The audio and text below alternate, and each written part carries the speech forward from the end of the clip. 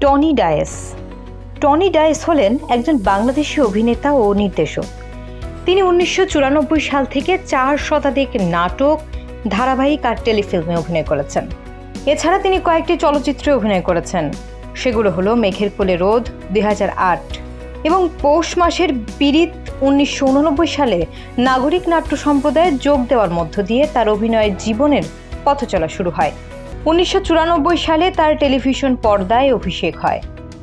2008 সালে মেঘের কোলে রোদ চলচ্চিত্রের মধ্য দিয়ে ডায়েসের বড় পর্দায় অভিষেক হয়। নার্গিস আক্তার পরিচালিত চলচ্চিত্রটি এইডস বিষয়ক সচেতনতা নিয়ে নির্মিত। এতে তিনি রিয়াজ ও পপির সাথে অভিনয় করেন।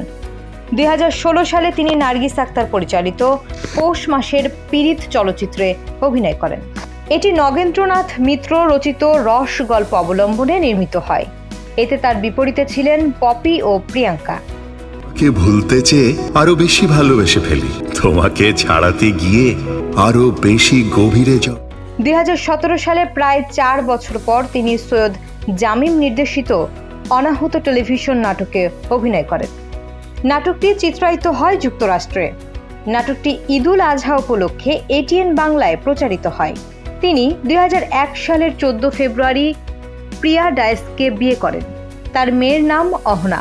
2008 সালের শেষের দিকে তিনি স্ত্রী ও মেয়েকে নিয়ে মার্কিন যুক্তরাষ্ট্রে চলে যান।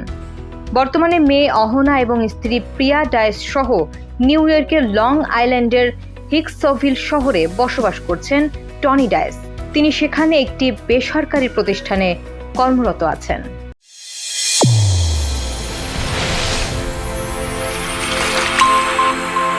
চ্যানেল A1 হৃদয়ের স্পন্দন।